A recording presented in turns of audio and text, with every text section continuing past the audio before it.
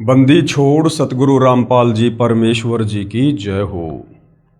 परमपिता परमात्मा सारी सृष्टि के रचनहार कुल मालिक असंख्य ब्रह्मांडों के स्वामी जगत गुरु तीनों लोकों में प्रवेश करके सबका धारण पोषण करने वाले राजाधिराज आत्माधार नाथों के नाथ देवों के देव महादेव सर्वेश्वर महेश्वर मृत्युंजय अजरो अमर आदि अनादि सनातनी प्रभु जगत पिता जगदीश्वर श्री श्री 1008 की उपाधि के वास्तविक अधिकारी अकाल मूर्त सौद स्वरूपी राम वासुदेव सर्वगतम ब्रह्म परम पूज्य प्रथम पूज्य परम संत परम पुरुष परम धनी परम दयालु सत्य कबीर हक्का कबीर अल्लाहु अकबर बाखबर अल्लाह ताला जगत के तारणहार जगत के मुक्तिदाता जगत के जगन्नाथ हारे के सहारे हिंदुओं के राम मुसलमानों के अल्लाह सिखों के वाहिगुरु ईसाइयों के मसीह दया के सागर दयानिधि करुणा के सागर करुणानिधि स्वयंभू परिभू संकट मोचन कष्ट हरण मंगल करण दुख भंजन अविगत कबीर निर्विकार निर्विषम परमात्मा अलय अलेख सतगुरु आदि अनादि सतगुरु असली मर्यादा पुरुषोत्तम असली राम असली कृष्ण असली घनश्याम असली मुरारी राजाओं के राजा महाराजाओं के महाराजा शहंशाहों के शहंशाह सम्राटों के सम्राट भगवानों के भगवान अल्लाहों के अल्लाह प्रभुओं के प्रभु मसीहाओं के मसीह सच्चे वाहिगुरु बाबाओं के बाबा पीरों के पीर सेठों के सेठ जगत सेठ सावड़सा सेठ सर्वगुण संपन्न अनंत कोटि कलाओं के स्वामी अनंत कोटि ब्रह्मांडों के नायक योगियों में महायोगी ध्यानियों में महाध्यानी सिद्धों में परम सिद्ध ज्ञानियों में तत्वज्ञानी ब्रह्मज्ञानी महाज्ञानी परम ज्ञानी सर्वश्रेष्ठ ज्ञानी विज्ञानी युवा कबीर समर्थ कबीर असमवात अमित ओजा सच्चे रहनुमा करीम अल्लाह सुभान अल्लाह दुनिया के अंतिम पैगंबर 8 सितंबर 1951 से गांव धनाना जिला सोनीपत हरियाणा भारतवर्ष की पावन भूमि पे प्रकट रियल कल की भगवान श्री नारायण साकार हरि श्री बाबा साहेब नूर अनंत परमात्मा सच्चे दरवेश सच्चे बाखबर संत श्रोमणी सतगुरु रामपाल जी परमेश्वर जी के चरण कमल में आप और हम सभी भाई बहनों का अनंत कोटि दंडवत प्रणाम। सत्साई भाई और बहनों, बहुत बड़ी दया बहुत बड़ी मेहर पूज्य गुरुदेव भगवान की परमेश्वर रामपाल जी की, जिनके शुभ आशीर्वाद से विशेष आशीर्वाद से उनके सत्संगों के संग्रह के ऊपर जो पवित्र आध्यात्मिक पुस्तक ज्ञान गंगा बन चुकी है, जिस ज्ञान गंगा पुस्तक को पढ़कर लाखों लोगों ने अपने जीवन की आध्यात्मिक दिशा को बदला है, उस पवित्र पुस्तक ज्ञान गंगा के ऊपर वीडियो बनाने की श्रृंखला जारी है। इसी श्रृंखला में आज हमारा ये 23वें नंबर का वीडियो है और प्रत्येक वीडियो में पूज्य गुरुदेव भगवान के आशीर्वाद से हमें अध्यात्म के बारे में, भक्ति मार्ग के विषय में, आत्मज्ञान और परमात्म ज्ञान के विषय में बहुत कुछ समझने को मिल रहा है। ये पवित्र पुस्तक ज्ञान गंगा सर्व धर्मों के पवित्र धर्मशास्त्रों के ज्ञान से प्रमाणित है, इसलिए इसके अमृत ज्ञान में सुई की नोक रखने जितनी कमी निकालना असंभव है, नामुमकिन है। तो भाई और बहनों, आप और हमें इस पवित्र पुस्तक को समझने के लिए सबसे पहले सृष्टि रचना का ज्ञान होना बहुत जरूरी है, क्योंकि सृष्टि रचना भक्ति मार्ग की मास्टर की है। एक बार नहीं, दो बार नहीं, जब तक समझ में नहीं आती है आप 100 बार सृष्टि रचना को सुनिए। सृष्टि रचना नहीं समझ में आएगी, हम भक्ति मार्ग पर दृढ़ नहीं हो सकते। हम सब कुछ प्राप्त होने के बावजूद भी आत्मा का कल्याण नहीं करवा पाएंगे यदि हमें ये विश्वास नहीं हुआ कि जो अमृत ज्ञान सतगुरु रामपाल जी हमें सर्व धर्मों के पवित्र धर्मशास्त्रों का निष्कर्ष निकाल कर दे रहे हैं, बस वही परम सत्य है। बाकी सतयुग से वर्तमान समय तक सदियों से आप और हमें केवल शास्त्र विरुद्ध ज्ञान ही बताया गया था। हमें भगवान की परिभाषा का भी आज तक हमारे धर्म गुरुओं ने ज्ञान नहीं करवाया। भक्ति करने के लिए सबसे पहले भगवान के विषय में जानकारी होनी परम आवश्यक है। आज तक हमारा कोई भी धर्मगुरु हमें ये नहीं बता पाया कि आखिर परमात्मा कौन है, कैसा है, उनका नाम क्या है, वो रहता कहाँ है, वो मिलता कैसे है। उसकी भक्ति से लाभ कैसे मिलते हैं। आज तक हमें कोई आत्मज्ञान भी नहीं दे पाया, परमात्म ज्ञान तो बहुत दूर की बात है। तो अब परम पूज्य सतगुरु रामपाल जी ने हमें आत्मज्ञान भी करवाया कि मैं कौन हूँ, कहाँ से आया हूँ, क्यों जन्म रहा हूँ, क्यों मर रहा हूँ, क्यों मैं इन कर्म बंधनों में बंधा हुआ हूँ। मेरी आंखों के सामने अचानक से दुर्घटना हो जाती है, परिवार नष्ट हो जाते हैं, जिस परिवार की व्यवस्था में हम पूरा जीवन लगा देते हैं, फिर आखिर ऐसा क्यों। अगर भगवान है तो भगवान फिर ऐसा क्यों कर रहा है, और यदि भगवान होकर वो ऐसा कर रहा है तो फिर वो भगवान कैसे हुआ। भगवान तो परम सुखदायक होता है, भगवान तो सर्वभोग्य पदार्थ उपलब्ध करवाता है, भगवान तो किसी का बेटा नहीं मारता, किसी की बेटी नहीं मारता, किसी का एक्सीडेंट नहीं करवाता, भगवान किसी को भूखा नहीं मरने देता। फिर हम जिस भगवान की भक्ति कर रहे हैं, उस भगवान की भक्ति करते करते आप और हमारे ऊपर ये इतने सारे कष्ट संकट क्यों। तो भाई और बहनों, आज से पहले हमें कोई आत्मज्ञान भी नहीं करवा पाया, और सतगुरु रामपाल जी ने हमें परमात्म ज्ञान करवा दिया। और ना केवल ज्ञान, हमें उस परमात्मा के लोक सचखंड में जाने की कंप्लीट भक्ति विधि भी शास्त्र प्रमाणित करके दे दी है।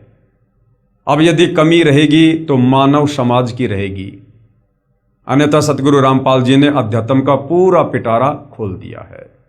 तो सृष्टि रचना को भाई और बहनों, सतगुरु रामपाल जी के सत्संग सुनने से पहले या उनके द्वारा लिखित पवित्र पुस्तकों का अध्ययन करने से पूर्व आप जी ने सतगुरु रामपाल जी के द्वारा बताई गई, लिखी गई, सुनाई गई सृष्टि रचना को बहुत ही ध्यानपूर्वक सुनना है और समझना है। तो भाई और बहनों, इस पवित्र पुस्तक ज्ञान गंगा से हमने सृष्टि रचना को समझा। साथ में सतगुरु रामपाल जी ने यह भी प्रमाणित किया कि जो सृष्टि रचना आपको इस पवित्र पुस्तक ज्ञान गंगा में लिख कर दी गई है, उसे सर्वधर्मों के सर्वधर्म शास्त्रों से प्रमाणित भी किया गया है। हिंदुओं के चारों वेद, पवित्र गीता जी, ईसाइयों की बाइबल, सिखों का गुरु ग्रंथ साहिब और मुसलमान भाइयों की कुरान शरीफ, कुरान मस्जिद इस सृष्टि रचना का ज्यों का त्यों समर्थन कर रही है। बताइए फिर शक और संदेह की गुंजाइश कहाँ रह जाएगी। तो आप धीरे धीरे अध्यात्म में आगे बढ़िए, सतगुरु रामपाल जी के सत्संग सुनते रहिए, और यदि आप थोड़ा रुचि लेकर धैर्य के साथ निष्पक्ष भाव से उनके तत्व ज्ञान को समझने का प्रयास करेंगे तो अवश्य आप जी सफल भी होंगे। तो भाई और बहनों, अब भक्ति मार्ग पर लगने से पहले हमें गुरु धारण करना अति आवश्यक है, क्योंकि गुरु के बिना ज्ञान नहीं हो सकता, वो चाहे अक्षर ज्ञान हो, वो चाहे आध्यात्मिक ज्ञान हो।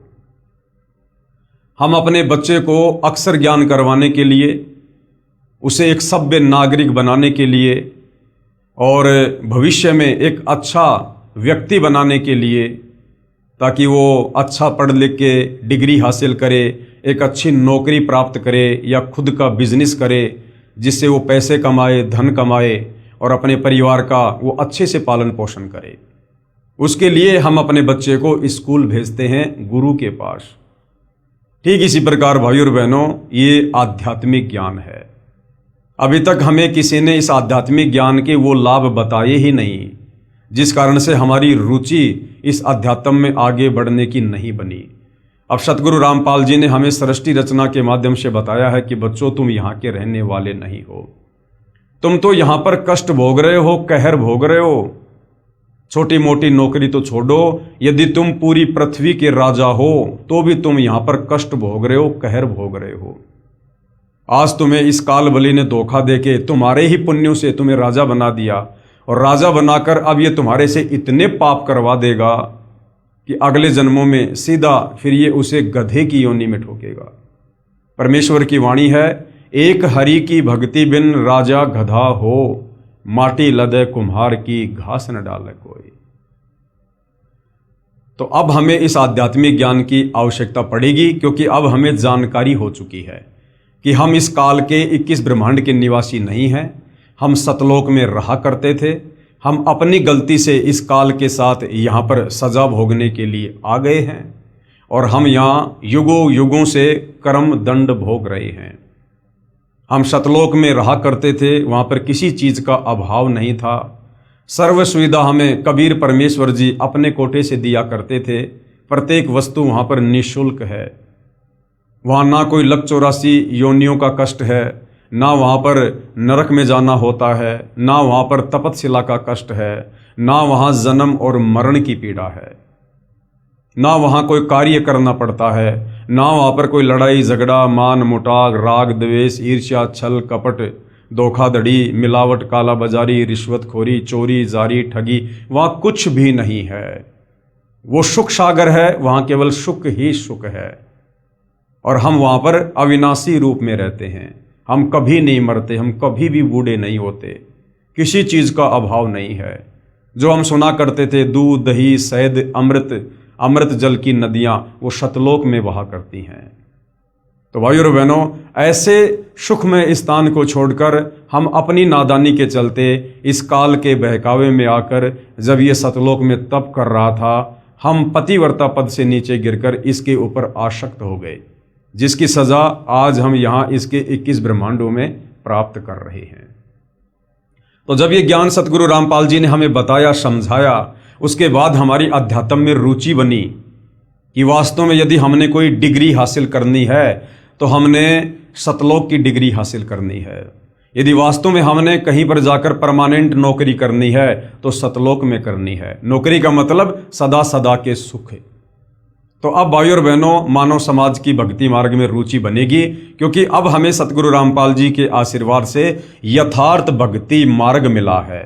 हमें कोई वास्तव में इस सृष्टि रचना को समझाने वाला मिला है। हमें वास्तव में आज सतगुरु रामपाल जी ने बताया कि भगवान कौन है, कैसा है, कहाँ रहता है और कैसे मिलेगा। वो भगवान तो हमारे पीछे युगों युगों से पड़ा हुआ है, हमें सतलोक ले चलने के लिए।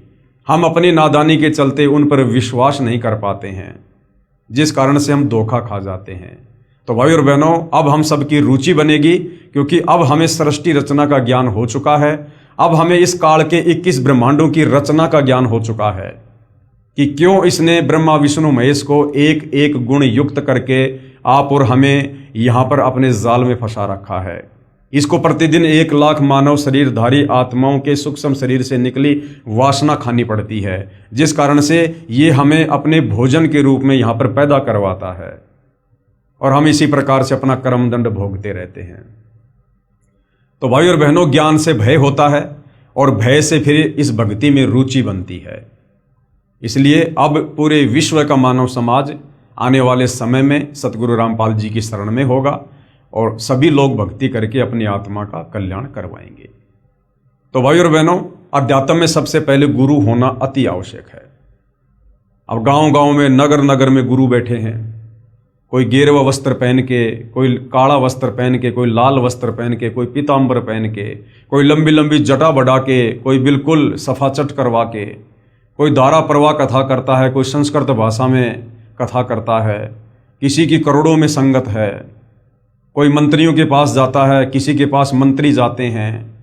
तो हम लोग सोचते हैं कि संत महात्मा गुरुजन तो ये हैं जिनके करोड़ों में भगत हैं। लेकिन भाइयों और बहनों, बाहरी दिखावे से, बाहरी आडंबर से एक पूर्ण गुरु होने का कोई संबंध नहीं है। परमात्मा जी कहते हैं, कंठी माला सुमरणी पहनने से क्या हो, ऊपर तो ढूंढा साधु का लेकिन अंतर राख्या खोई। तो भाइयों और बहनों, हमारे शास्त्र ही हमें बताएंगे, समझाएंगे कि वास्तव में पूर्ण गुरु कौन होता है, तत्वदर्शी संत कौन होता है। तो गीता जी अध्याय 15 श्लोक नंबर 1 से 4 और 17 में, गीता अध्याय 4 श्लोक नंबर 34 में हमें तत्वदर्शी संत की पहचान बताई गई है, जो सतगुरु रामपाल जी ने हमें गीता जी को पढ़ाते समय बताया। तो अब हमें तत्वदर्शी संत की पहचान हो चुकी है, इसलिए हम आपको सीधे सीधे तत्वदर्शी संत का एड्रेस बता रहे हैं, ताकि आपको भटकना ना पड़े, भ्रमना ना पड़े, ज़्यादा टेंशन ना लेनी पड़े। तो भाई और बहनों, आज इस पृथ्वी पर वह तत्वदर्शी संत सतगुरु रामपाल जी हैं। सतगुरु रामपाल जी के पास ही इस पृथ्वी पर यथार्थ शास्त्र अनुकूल सत भक्ति मार्ग है, जिस मार्ग को अपनाकर हम इस काल बलि के इस कर्म दंड से छूटकर और अपने निज लोक सतलोक को जा सकते हैं। दूसरा कोई विकल्प, कोई तरीका नहीं है। तो भाइयों और बहनों, बहुत सारे भविष्यवक्ताओं ने भी आज से सैकड़ों वर्ष पहले परम पूज्य सतगुरु रामपाल जी के विषय में भविष्यवाणियां कर रखी हैं। पिछले वीडियो में हमने फ्रांस देश के नास्त्रदामस जी को पढ़ा, जिन्होंने सतगुरु रामपाल जी को लेकर वर्तमान समय के लिए अपनी सटीक भविष्यवाणियां कर रखी हैं, जो पूर्णतया सतगुरु रामपाल जी पर ही फिट बैठती हैं।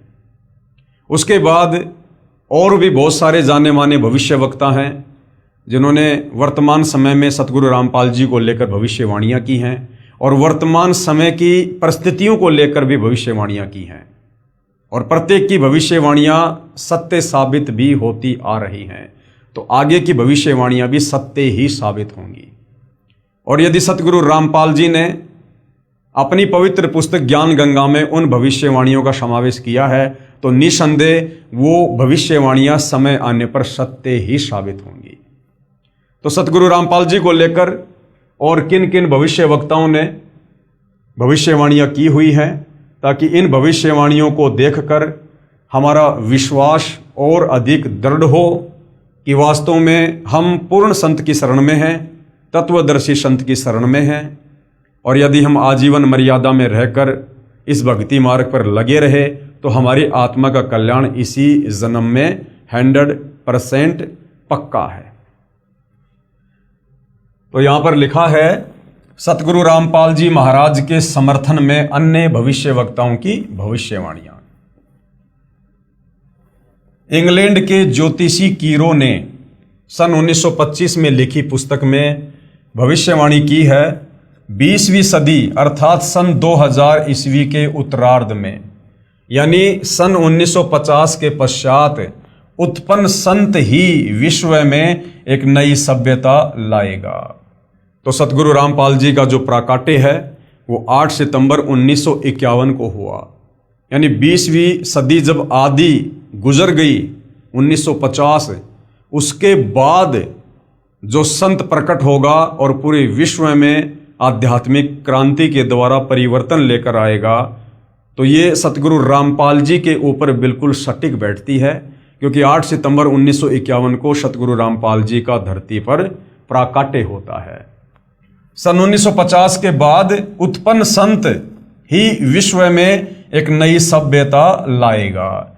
अब भाइयों और बहनों, कुछ एक शब्द ऐसे हैं जो सतगुरु रामपाल जी के साथ में यदि हम प्रयोग करेंगे तो थोड़े से विरोधाभास वाली बात हो जाती है, क्योंकि ये जितने भी भविष्यवक्ता हैं ये केवल अपने पूर्व जन्मों की भक्ति कमाई के कारण ये भविष्य को देखते हैं, और जैसा ये लोग देखते हैं वैसा ही ये लोग लिख देते हैं, बता देते हैं।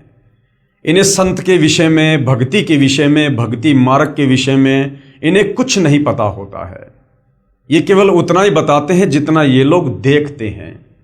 तो यहाँ पर बार बार जो सतगुरु रामपाल जी के नाम के साथ में उत्पन्न होना या फिर जन्म लेना, इस प्रकार के जो शब्द प्रयोग होते हैं, ये शब्द उचित नहीं है। आप और हमें अब ज्ञान हो चुका है, बातें समझ में आ चुकी हैं कि सतगुरु रामपाल जी स्वयं सतलोक से चलकर इस धरती पर प्रकट हुए हैं। ये स्वयं जगत के तारणहार हैं, सर्व सृष्टि के रचनहार हैं। ये स्वयं ही कबीर परमेश्वर हैं, क्योंकि कबीर परमेश्वर जी के अलावा इस काल के 21 ब्रह्मांड में सृष्टि रचना के विषय में कोई नहीं बता सकता है। इस काल, दुर्गा और ब्रह्मा विष्णु महेश की उत्पत्ति के विषय में उस कबीर परमेश्वर जी के अलावा इस 21 ब्रह्मांड में और कोई नहीं बता सकता है। सत्संग इस 21 ब्रह्मांड में पूर्ण परमेश्वर कबीर जी के अलावा और कोई भी नहीं कर सकता है। बाकी लोग कहते जरूर हैं कि हम सत्संग करते हैं, लेकिन वो यथार्थता नहीं है, उनमें सत्यता नहीं है। और तत्वदर्शी संत की भूमिका केवल कबीर परमात्मा जी ही निभाते हैं। और वो कबीर परमात्मा जब यहाँ पर सतगुरु रूप में प्रकट होता है तो वो किसी माँ के गर्भ से जन्म लेकर नहीं आता है। ना सतगुरु जननी जने जाके माना बाप, पिंड ब्रह्मण से रहित है ना वहां तीनों ताप। सतगुरु कभी भी जननी से जन्म नहीं लेता है। अब भाइयों और बहनों, परिस्थितियों के अनुसार, देश काल और परिस्थितियों के अनुसार ये कबीर परमात्मा कुछ भी लीला कर सकते हैं। हमारी चरम दृष्टि को धोखा देते हुए, इस काल बलि को धोखा देते हुए ये परमात्मा वर्तमान समय 8 सितंबर 1951 को हुए तो हैं प्रकट, लेकिन लीला ऐसी अजब गजब करते हैं कि जैसे उनका मां के गर्भ से जन्म हुआ है। ये भाइयों और बहनों बहुत ही एक लंबा विषय है। इसके ऊपर दास बहुत सारे वीडियो बना चुका है। आप जी सोशल मीडिया पर देख सकते हैं कि सतगुरु रामपाल जी का जन्म हुआ है या फिर वे प्रकट हुए हैं। आपको भली बात ही समझ में आ जाएगा। तो ये भविष्य वक्ता जैसा देखते हैं, यानी जितना इनकी बुद्धि काम करती है, ये केवल उतना ही बता सकते हैं। तो क्या कहा गया है, 20वीं सदी अर्थात सन 2000 ईस्वी के उत्तरार्ध में सन 1950 के पश्चात उत्पन्न संत ही विश्व में एक नई सभ्यता लाएगा, जो कि सतगुरु रामपाल जी के लिए इशारा है, जो संपूर्ण विश्व में फैल जाएगी। भारत का वह एक व्यक्ति, अब देखिए सतगुरु रामपाल जी व्यक्ति नहीं है। अब दिखाई जरूर एक व्यक्ति की बातें दे रहे हैं, दिखाई जरूर एक साधारण से आदमी या संत की तरह दिखाई दे रहे हैं, लेकिन इनका जो व्यक्तित्व है वो पिछली भविष्यवाणी में नास्त्रदमस जी ने बता दिया कि वो तेज पुंज का धनी होगा। उसका जो व्यक्तित्व है वो तेज पुंज का होगा। अब एक होता है तेज पुंज यानी नूरी शरीर, और एक होता है 5 तत्व का शरीर। जैसे आप और हमारा ये 5 तत्व से बना शरीर है, हाड़ मांस साम लार टट्टी पेशाब थूक। और जो नूरी शरीर होता है वो पारदर्शी होता है। जैसे कबीर परमेश्वर जी के विषय में वेदों में कहा गया है कि कबीर मनीषी परिभू शुक्रम अकायम ऐसा नावीरम, कि उसका जो शरीर है वो माता पिता के सहयोग से नहीं होगा, वो नाड़ियों के सहयोग से नहीं होगा, हाड़ मांस का नहीं होगा। तो भाई और बहनों, जैसा इस काललोक की व्यवस्था है, उस व्यवस्था के अनुसार परमेश्वर आप और हमें ये आध्यात्मिक ज्ञान समझाने के लिए एक आम व्यक्ति बनकर, एक आम संत बनकर भूमिका करते हैं। परंतु असल में जिस दिन हमारी आध्यात्मिक चेतना जागृत होगी, हम पूर्ण संत की परिभाषा से, तत्वदर्शी संत की परिभाषा से परिचित होंगे, तब हमें पता चलेगा कि वास्तव में सतगुरु रामपाल जी कौन हैं और वो जन्म लेते हैं या फिर वे प्रकट होते हैं, जो संपूर्ण विश्व में फैल जाएगी। भारत का वह व्यक्ति सारे संसार में ज्ञान क्रांति ला देगा। उसके बाद में भविष्य वक्ता श्री वेजिलेटिन के अनुसार 20वीं सदी के उत्तरार्ध में यानी 1950 के बाद में विश्व में आपसी प्रेम का अभाव, मानवता का हास यानी गिरावट और माया की संग्रह की दौड़, यानी दुनिया केवल पैसा पैसा लूटना चाहेगी, लूट व राजनेताओं का अन्यायी हो जाना आदि आदि बहुत से उत्पात देखने को मिलेंगे और बखूबी देखने को मिल भी रहे हैं। जैसा भविष्यवाणी में लिखा है सन 1950 के बाद वैसा ही होता आया है। परंतु भारत से उत्पन्न हुई शांति, अब भारत से शांति कैसे उत्पन्न होगी? एक बार तो पूरे विश्व में आने वाले समय में अशांति होगी, क्योंकि हम युग परिवर्तन के दौर में हैं। हम वर्तमान में मई 2026 में ये वीडियो बना रहे हैं और 2028 का जो समय है वो युग परिवर्तन का निर्धारित समय है। और आगे आप जी भविष्यवाणी में पढ़ोगे कि युग परिवर्तन प्रकृति का अटल नियम है। तो एक बार तो भाइयों और बहनों अशांति आएगी, लेकिन उसके बाद सतगुरु रामपाल जी के आशीर्वाद से पूरे विश्व में जो शांति आएगी वो हजारों साल तक स्थिर रहेगी। परंतु भारत से उत्पन्न हुई शांति भ्रातृत्व भाव पर आधारित नई सभ्यता संसार में देश प्रांत और जाति की सीमाएं तोड़कर विश्व भर में अमन व चैन उत्पन्न कर देगी। यानी सतगुरु रामपाल जी के तत्व ज्ञान के प्रभाव से आने वाले समय में युग परिवर्तन के बाद जितनी अच्छी आत्माएं धरती पर बचेंगी वे सभी आत्माएं सतगुरु रामपाल जी की शरण में होंगी। और सतगुरु रामपाल जी का नारा है कि जीव हमारी जाति है, मानव धर्म हमारा, हिंदू मुस्लिम सिख ईसाई धर्म नहीं कोई न्यारा। केवल पूरी पृथ्वी पर एक आदि सनातन धर्म रह जाएगा। तो उसके बाद में आपसी भाईचारा, प्रेम भाव, शांति, ये जाति और धर्म की दीवारें ढहा दी जाएंगी। सबको अपनी औकात का, अपनी हैसियत का पता चल जाएगा कि हम तो जीव संज्ञा में हैं, चाहे देश का प्रधानमंत्री क्यों ना है। अगर कल को लकवा मार गया, 2 कोड़ी का जीव है। इस काल ने जबरदस्ती हमारे अंदर गुब्बारे की तरह हवा भरा के आसमान में छोड़ रखा है। अंदर से हम बिल्कुल खाली हैं, कुछ लेना देना नहीं है। आज प्रधानमंत्री हैं, भक्ति नहीं की, कल को गधा बना के छोड़ देगा। तो इस ज्ञान से लोगों को पता चलेगा कि हम क्यों माया की दौड़ में भाग रहे हैं। हमने सब कुछ यहीं छोड़ के चले जाना है। ना कोई लेके आया, ना कोई लेके जाएगा। नंगे आए थे, नंगे जाएंगे। तो हमें ये आध्यात्मिक ज्ञान से पता चलेगा कि हमने तो यहां पर मनुष्य जन्म प्राप्त करके, पूर्ण संत की खोज करके अपनी आत्मा का कल्याण करवाना चाहिए था, ताकि हम गधे कुत्ते सूअर बनने से बचें, नरक में जाकर पीड़ा भोगने से बचें, तपस्या के कष्ट से बचें, जन्म मरण और बुढ़ापे की पीड़ाओं से हम बचें। लेकिन आध्यात्मिक ज्ञान के अभाव से आप और हम यहाँ पर केवल धन जोड़ना, बड़ी बड़ी नौकरी प्राप्त करना, राजनीतिक ये पद प्राप्त करना, समाज में मान बढ़ाई, अहंकार और दिखावे में आकर बहुत बड़ा आदमी बनने की चाहत मन में रखना, हम केवल इन चीजों में उलझ कर रह गए काल प्रेरणा से। अब सतगुरु रामपाल जी ने हमें भक्ति मार्ग से जोड़कर, हमें आध्यात्मिक ज्ञान से परिचित करवाकर, आत्म और परमात्म ज्ञान से रूबरू करवाकर अब हमारी आंखें खोल दी हैं, जो आंखें हमारी इस काल ने बंद कर रखी थी। तो अब इस ज्ञान के प्रभाव से आने वाले समय में, वर्तमान में जो हाहाकार देश और दुनिया में मचा हुआ है, वो धीरे धीरे समाप्त होगा और एक लंबी शांति उत्पन्न होगी, विश्व भर में अमन व चैन उत्पन्न करेगी।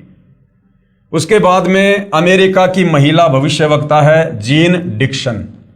इनके अनुसार 20वीं सदी के अंत से पहले, यानी सन 2001 से पहले, विश्व में एक घोर हाहाकार तथा मानवता का संहार होगा।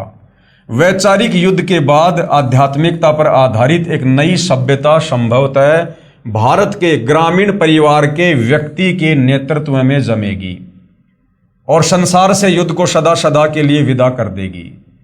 यानी भारत का एक व्यक्ति, उन लोगों के अनुसार व्यक्ति, हमारे अनुसार परम पूज्य सतगुरु रामपाल जी, वे एक ग्रामीण परिवार से होंगे और उनके नेतृत्व में संसार से युद्ध को सदा सदा के लिए विदा कर दिया जाएगा। तो सन 2028 के बाद धीरे धीरे जो विश्व में फिर से शांति की स्थापना होनी शुरू होगी और जब सतगुरु रामपाल जी का ज्ञान सर्वत्र फैल जाएगा, सब उनके अनुयायी होंगे और पूरे विश्व की सत्ता, पूरे विश्व की बागडोर कुछ समय के लिए सतगुरु रामपाल जी के हाथों में होगी और वापस सतलोक जाने से पहले सतगुरु रामपाल जी पूरे विश्व में शांति और भाईचारे का माहौल पैदा करके जाएंगे।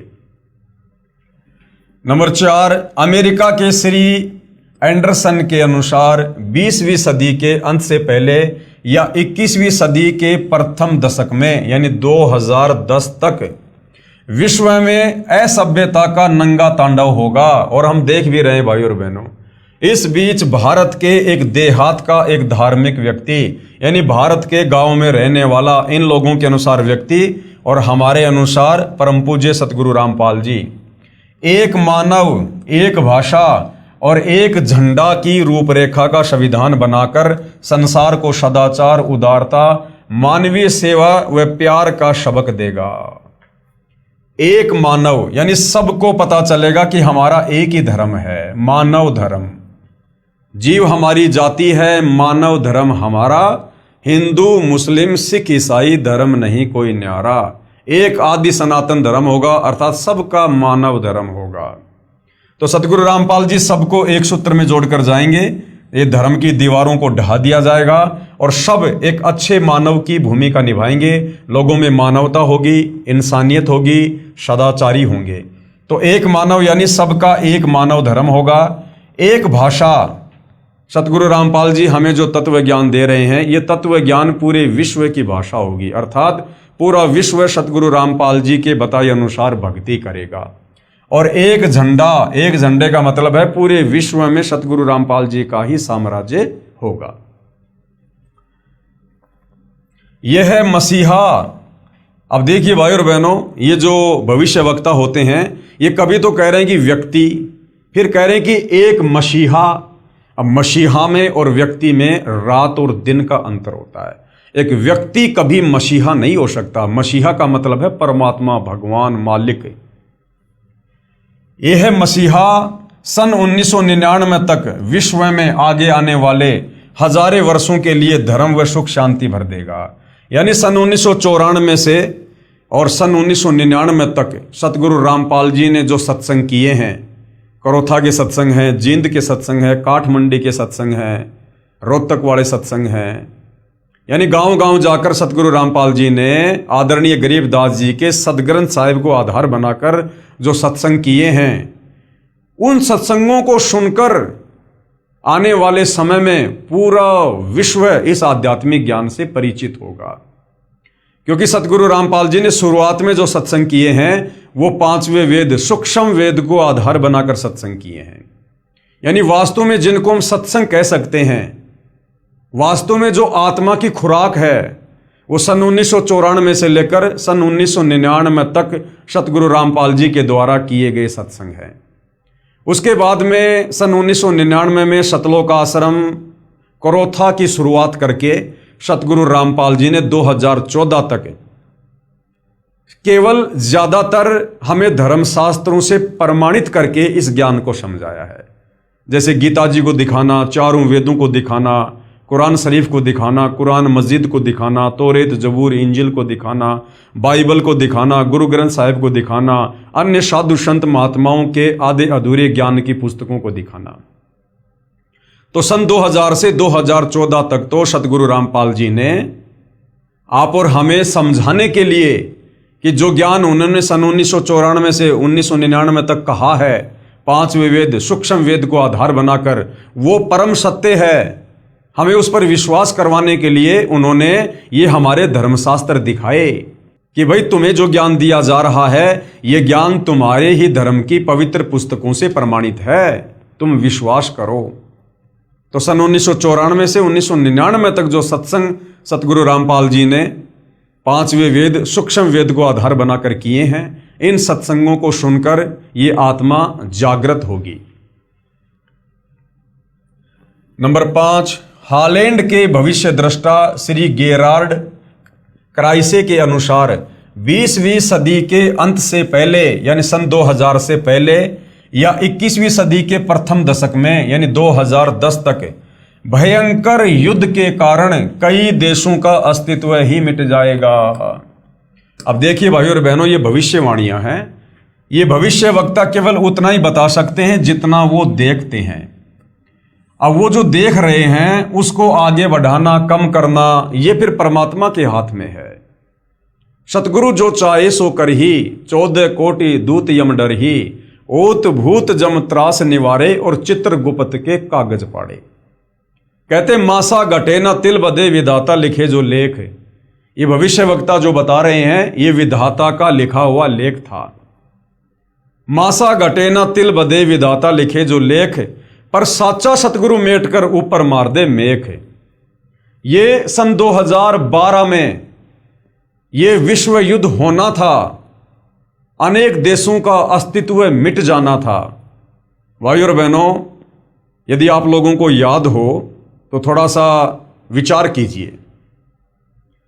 दास का जन्म सन 1984 में हुआ और सन 1999 का समय आते आते हम सुना करते थे, बड़े जोर शोरों से भविष्यवाणियां थी, हर तरफ चर्चा थी कि 1999 में जो है दुनिया खत्म हो जाएगी, दुनिया खत्म हो जाएगी।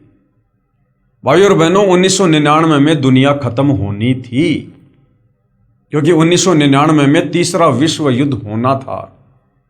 लेकिन धरती पर सतगुरु रामपाल जी के रूप में वो परम शक्ति भी प्रकट हो चुकी थी। और सन 1994 से सतगुरु रामपाल जी ने ये आध्यात्मिक ज्ञान आगे देना शुरू किया। और इतने कम समय में 1994 से लेकर 1999 तक इस ज्ञान को पूरे विश्व में नहीं फैलाया जा सकता था।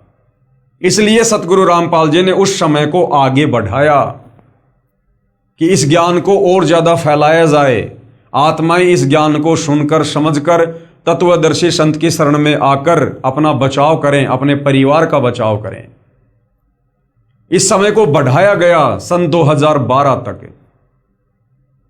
और जब सन 2012 आया, उस समय फिर से पूरे विश्व में यही चर्चा थी कि 2012 में दुनिया खत्म होगी, दुनिया तबाह हो जाएगी। लेकिन 2012 तक भी सतगुरु रामपाल जी ने देखा कि जिस स्पीड से यह ज्ञान पूरे विश्व में जाना था, अभी तक नहीं जा पाया है। अभी तक उनकी पुण्यात्माओं तक यह ज्ञान नहीं पहुंच पाया है। इसलिए भाइयों और बहनों, समय को बढ़ाना या घटाना यह परम संत के हाथ में होता है। समय की चाबी परम संत के हाथ में होती है। 21 ब्रह्मांड का रिमोट परम संत के हाथ में है। अब वर्तमान में सतगुरु रामपाल जी के हाथों में है। तो सन 2012 वाले समय को भी सतगुरु रामपाल जी ने आगे बढ़ाया। और अब भाइयों और बहनों, सतगुरु रामपाल जी ने अपने द्वारा लिखित पवित्र पुस्तक ज्ञान गंगा में वो समय भी निर्धारित कर दिया है कि उसके बाद कोई समय नहीं बढ़ेगा। युग परिवर्तन का समय 2028 निर्धारित कर दिया जा चुका है। आप जी आगे नास्त्रदमस की भविष्यवाणी में अपनी आंखों से देखेंगे। तो अब भाइयों और बहनों, 2028 के बाद किसी को समय नहीं मिलेगा, कोई चांस नहीं मिलेगा। इसलिए आप लोगों तक ये ज्ञान पहुंचाने के लिए दिन रात सतगुरु रामपाल जी भी प्रयास कर रहे हैं और उनके आशीर्वाद से हमारे जैसे तुच्छ दास भी इस सेवा में लगे हुए हैं। तो हमारी प्रार्थना है भाइयों और बहनों कि आप जी परम संत सतगुरु रामपाल जी के सत्संग यूट्यूब पर सुनिए और उनके ज्ञान को सुनकर, क्योंकि समय बहुत कम है, ज्यादा नहीं है। कब और किस समय यहां पर क्या घटना घटित हो जाएगी अब कोई भरोसा नहीं है, क्योंकि हम मई 2026 में जी रहे हैं और 2028 युग परिवर्तन का निर्धारित समय है। यानी मात्र हमारे पास में मान के चलिए 16 महीने हैं। इसलिए आप जी अविलंब इस ज्ञान को सुनकर समझकर सतगुरु रामपाल जी के चरणों में नतमस्तक हो जाइए। तो यहां पर जो सन 2010 के आसपास में भयंकर युद्ध की जो बात की जा रही है कि जिसके चलते कई देशों का अस्तित्व ही मिट जाएगा, ये वास्तव में ऐसा ही होना था। परंतु भारत का एक महापुरुष संपूर्ण विश्व को मानवता के एक सूत्र में बांध देगा। वह हिंसा, फूट, दुराचार, कपट आदि संसार से सदा के लिए मिटा देगा। देखो भाइयों और बहनों, ये इस प्रकार के युद्ध क्यों होते हैं? ये इस प्रकार के बड़े बड़े युद्ध क्यों होते हैं? इतनी बड़े स्तर पर जनहानि और ये मानव हानि क्यों होती है? क्योंकि जब इस पृथ्वी पर पाप आवश्यकता से ज्यादा बढ़ जाता है, उस समय यहां पर इस प्रकार के कहर टूटते हैं, कष्ट आते हैं देश दुनिया पर। और जब जब ये युद्ध हुए हैं इस प्रकार के, जैसे त्रेता युग में राम रावण युद्ध हुआ, करोड़ों लोग मारे गए। द्वापर में महाभारत हुआ, 18 करोड़ लोग मारे गए। 56 करोड़ यादव आपस में कट कट के दुर्वासा ऋषि के श्राप के कारण मिट गए। क्यों हुआ? क्योंकि उस दौरान पृथ्वी पर पाप कर्म का दबाव ज्यादा हो गया था। तो भाइयों और बहनों, ये जो वर्तमान का समय है, इस समय इस पृथ्वी पर पाप कर्मों का दबाव बहुत ज्यादा है। और ये पाप कर्मों का दबाव वर्तमान में इतना ज्यादा हो गया था कि 1999 में भयंकर युद्ध होना था और कई देशों का अस्तित्व समाप्त हो जाना था। लेकिन कारण आपको बता दिया गया है कि सतगुरु रामपाल जी के आशीर्वाद से यह समय आगे बढ़ाया गया है। और भाइयों और बहनों, आगे समय क्यों बढ़ा है उसका भी एक रीजन होता है। जब यहां पाप कर्म बढ़ता है तो इस प्रकार की परिस्थितियां पैदा होती हैं, और जब यहां पर धर्म कर्म ज्यादा बढ़ जाता है, जब पुण्य ज्यादा बढ़ जाते हैं, तो पाप के ऊपर लगाम लग जाती है। तो सतगुरु रामपाल जी ने सन 1994 से जो सत भक्ति की शुरुआत हम आत्माओं से करवाई है, उसके बाद सतगुरु रामपाल जी ने हमें घर घर पर 5 यज्ञ करने के निर्देश दिए हैं।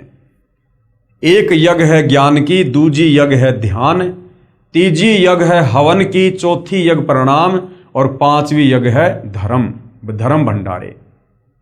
तो ये 5 यज्ञ लगभग 20-25 वर्षों से, सन 1994 से सतगुरु रामपाल जी के भक्तों के द्वारा घर घर में किए जा रहे हैं। और ये यज्ञ इतनी जबरदस्त है कि इनका जो प्रतिफल है वो बहुत ही ज्यादा है। साथ में सतगुरु रामपाल जी ने हमें जो शत भक्ति मंत्र दिए हैं वो शास्त्रों से प्रमाणित हैं। उन थोड़े से मंत्रों के जाप से बहुत ज्यादा लाभ साधक को मिलता है और आसपास का जो वातावरण है वो भी शांतिमय बनता है। जिस प्रकार भाइयों और बहनों, मान लीजिए मेरे घर में हलवा बन रहा है, ठीक है, हलवा मेरे घर में बन रहा है तो हलवा तो मैं खाऊंगा, विशेष लाभ तो मैं ही प्राप्त करूंगा, परंतु महक पड़ोसी के घर में भी जाएगी और हलवे की महक बड़ी अच्छी होती है। हलवे की महक को लेकर पड़ोसी भी प्रसन्न होता है, आनंदित होता है। इसी प्रकार सतगुरु रामपाल जी ने जो शास्त्र अनुकूल शत भक्ति दी है, जो 5 यज्ञ वे अपने अनुयायियों से घर घर में करवा रहे हैं, उनके भगत जो शत भक्ति मंत्रों का जाप कर रहे हैं, जो इन देवताओं के बीज मंत्र हैं, मूल मंत्र हैं, परमेश्वर के मंत्र हैं, और सतगुरु रामपाल जी के मुख कमल से जो सत्संग गांव गांव नगर नगर घर घर में चल रहे हैं, परम संत के मुख से उच्चारित वाणी से ऑटोमेटिक शांतिमय माहौल पैदा होता है, क्योंकि ये आत्मा की खुराक है। और दूसरी बात भाइयों और बहनों, जब स्वयं सारी सृष्टि का मालिक, असंख्य ब्रह्मांडों का परमपिता परमात्मा जब इस धरती पर स्वयं प्रकट हो जाता है संत रूप में, सतगुरु रूप में, तो भाइयों और बहनों वो अनहोनी को होनी में और होनी को अनहोनी में भी बदल देता है। कहते हैं कि आग लगी आकाश में और झड़ झड़ पड़े अंगार। आग लगने का मतलब है पाप कर्म जब बहुत ज्यादा बढ़ जाते हैं तो झड़ झड़ पड़े अंगार, यानी जीवों के ऊपर फिर परेशानी आती है, कष्ट आते हैं, ये कर्म दंड के कारण हाहाकार मच जाता है। तो कहते हैं आग लगी आकाश में झड़ झड़ पड़े अंगार, और भाई संत ना होता धरती पर तो जल मरता संसार। तो भाई और बहनों, समझदार को संकेत ही काफी है। ये जो भी थोड़ी बहुत शांति आप जी वर्तमान में देख रहे हैं, ये सतगुरु रामपाल जी के पावन चरण कमल भारत देश की धरती पर प्रकट हैं, और साथ में उनके भक्तों के द्वारा जो शत भक्ति मर्यादा में रहकर की जा रही है। घर घर में जो हवन यज्ञ हो रहा है, 5 यज्ञ हो रही हैं, सतगुरु रामपाल जी की वाणियां चल रही हैं, इससे भाई और बहनों ये 2028 तक ये माहौल थोड़ा शांतिमय है। लेकिन पूरा विश्व इस भक्ति को इतनी आसानी से स्वीकार नहीं करेगा। इसलिए भाई और बहनों 2028 तक अशांति होना भी जरूरी है। जो लोग इस भक्ति को स्वीकार नहीं करेंगे, धर्म कर्म नहीं करेंगे, वो लोग इस संसार को छोड़कर जाएंगे।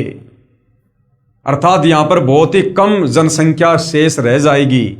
आप जी भविष्य मालिका में भी देखते हैं किस प्रकार से भविष्यवाणियां की हुई हैं कि पूरे विश्व की जनसंख्या मात्र 64 करोड़ रह जाएगी, जो वर्तमान में लगभग 800 करोड़ के आसपास है। तो विचार कीजिए भाई और बहनों किस स्तर पर जनहानि होगी।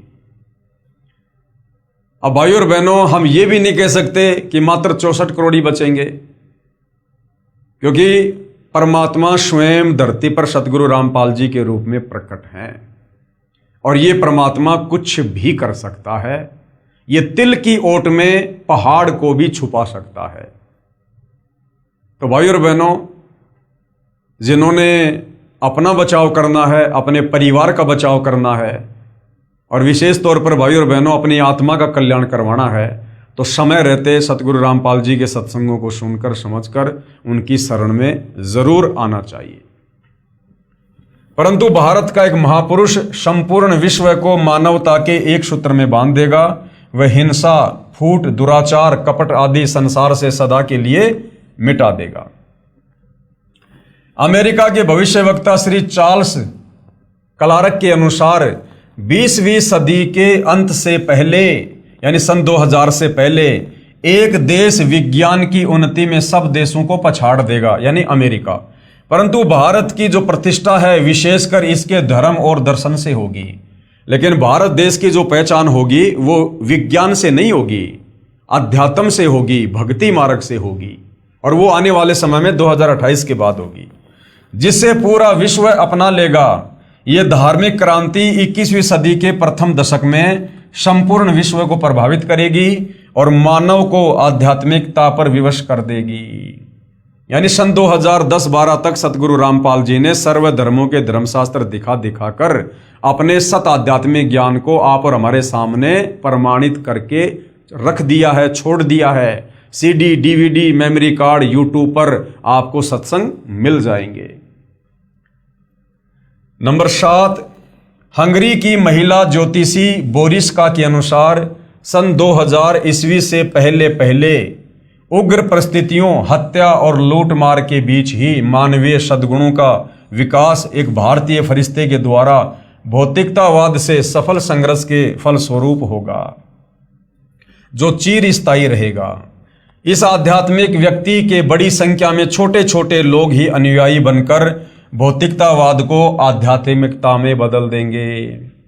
इस आध्यात्मिक महापुरुष के व्यक्ति की जगह महापुरुष, इस आध्यात्मिक महापुरुष के बड़ी संख्या में छोटे छोटे लोग ही अनुयायी बनकर, छोटे छोटे लोग का मतलब है जो मीडियम क्लास से होंगे, जो बहुत ज़्यादा कोई राजनीतिक कोई पदों पे नहीं होगा, बहुत बड़ा कोई सेठ नहीं होगा, साहूकार नहीं होगा, जो बेचारे अपनी मेहनत मजदूरी, अपनी कोई किसानी करके, छोटा मोटा रोजगार करके अपना जीवन यापन जो कर रहे हैं, वो लोग सबसे पहले सतगुरु रामपाल जी की शरण में आएंगे।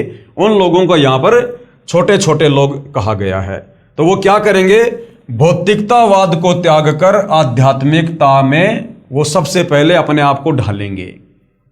जैसे वर्तमान में ये दुनिया भौतिकतावाद के पीछे दौड़ रही है, विकास कर लो, विकास कर लो, बड़ी बड़ी बिल्डिंगें खड़े करना, लोगों ने सोच लिया कि यही विकास होता है। लंबी लंबी सड़कें बना बना के छोड़ देना, लोगों ने सोच लिया बस इसी का नाम विकास है। अरे भैया, कल को 2 साल अगर बरसात नहीं हुई, ये दुनिया खाने के दाने के लिए तरसेगी। वो बिल्डिंगें नहीं देंगी, वो परमाणु बम नहीं देंगे, ये लंबी लंबी रोडें हमें खाने को नहीं देंगी। असल में विकास करना चाहिए था इंसान को अपनी इंसानियत का, अपनी मानवता का। और हम विकास समझ रहे हैं इस विज्ञान के माध्यम से जो आविष्कार कर लिए, भौतिक सुख सुविधा के साधन बना लिए, हम इनको विकास की संज्ञा दे रहे हैं। लेकिन कब तक? जब तक हमें आध्यात्मिक ज्ञान नहीं होगा। तो सतगुरु रामपाल जी के जो अनुयायी होंगे वो भौतिकतावाद से दूर हटेंगे और वो आध्यात्मिकतावाद में ज्यादा आगे बढ़ेंगे। नंबर 8, फ्रांस के डॉक्टर जूल वर्न के अनुसार सन 1990 के बाद यूरोपीय देश भारत की धार्मिक सभ्यता की ओर तेजी से झुकेंगे, क्योंकि यूरोपीय देश भाई और बहनों विज्ञान के बलबूते पर विकास कर करके थक चुके हैं। उन्होंने विकास के नाम पर दुनिया के विनाश का सामान तैयार किया है। अब भाई और बहनों, ये विज्ञान इंसान को शांति नहीं दे सकती।